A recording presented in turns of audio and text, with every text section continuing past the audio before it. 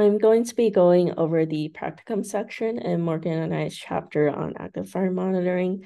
This section covers coding in Earth Engine, as well as exploring previously created Earth Engine apps to visualize different active fire data sets, and also to see what new metrics and data sets we can create from those data. So first is an overview of the 3 exercises that we prepared for our chapter. In the first exercise, we'll be making a user app to compare the different fire data sets to the agency burn printer for one example fire.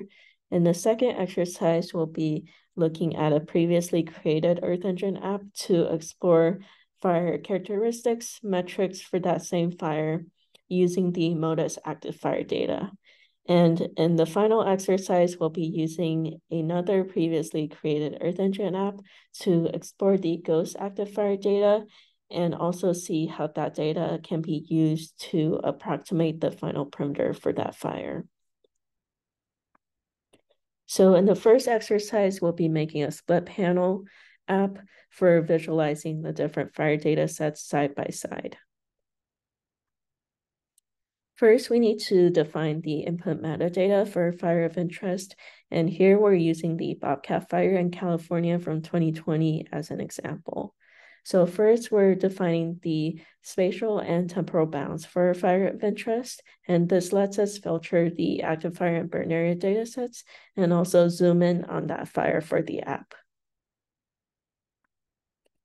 So first, we also need to define the input fire data sets.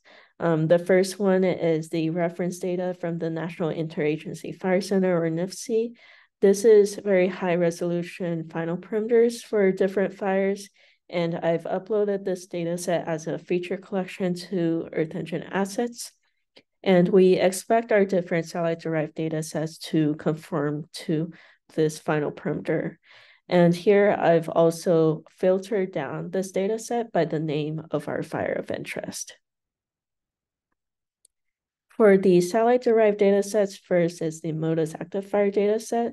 This data set is 1 kilometer in spatial resolution, and our active fire detections, which are detected as thermal anomalies or hotspots relative to the cooler background.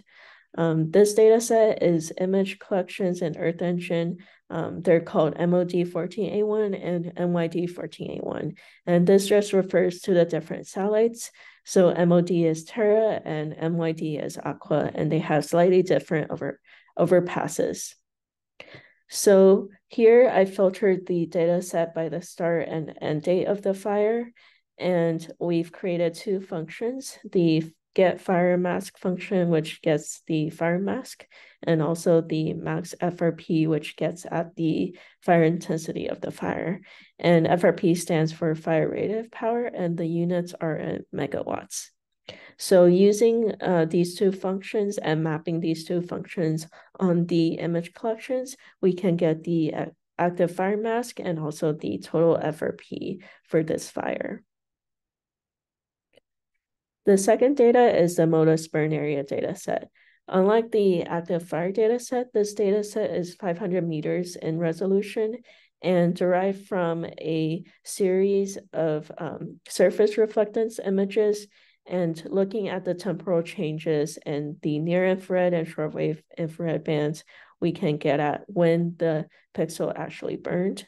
So the data set is in monthly chunks, but using the burn date parameter, we can get the day of year for burning for that particular pixel.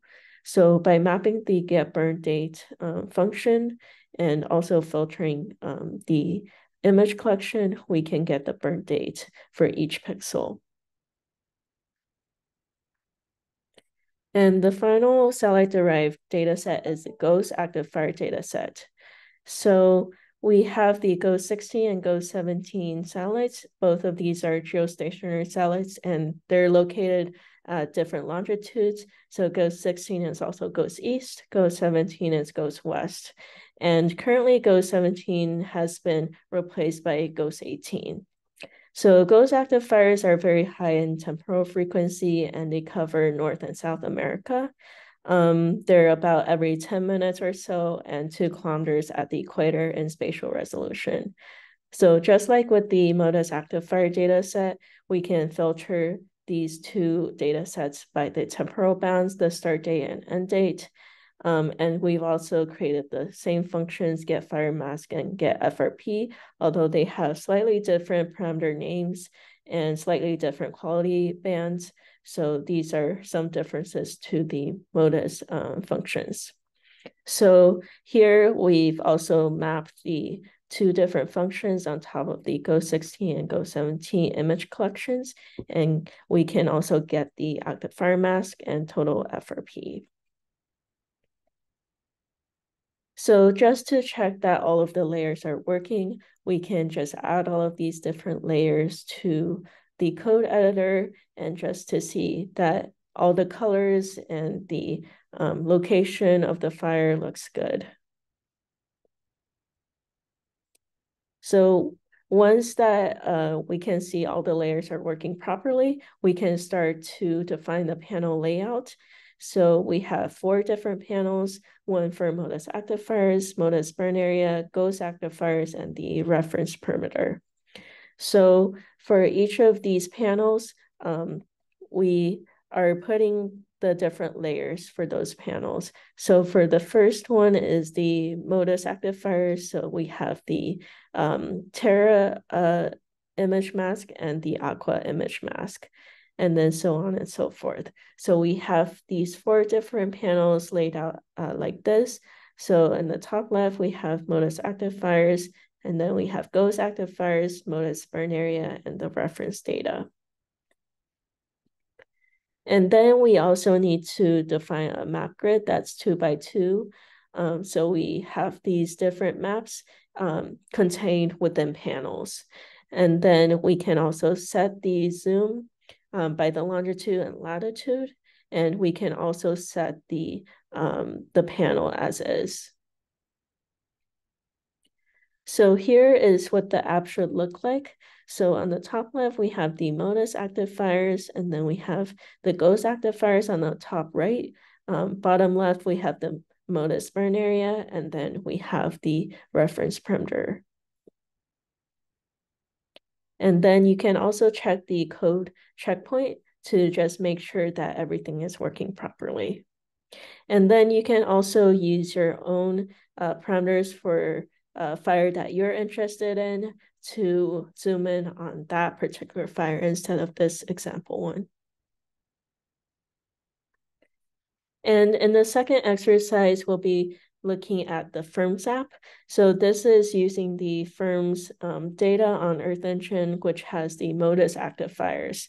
So we can zoom to the Bobcat fire by setting the year, the start year, and the end year. So we can also look at historically what has happened in this area, and we can set the date of year range here. So by creating a rectangle around the area of interest, you can get the sum of the active fire pixels in a time series here. And then in the third exercise, this is a fire dashboard that I've created using the ghost active fire data. And then I've used that data to create a burn perimeter using the ghost active fire data. And then I've also added in another visualization using Sentinel-2 data to get at the burn severity for that fire. And then finally, I'm going to be showing another app that I created recently using a similar approach to the previous app, but this app is much faster. So it's using saved assets instead of creating the perimeters on the fly. So it has a set of 28 fires. So you can look at the perimeters as they evolve through time and space as well.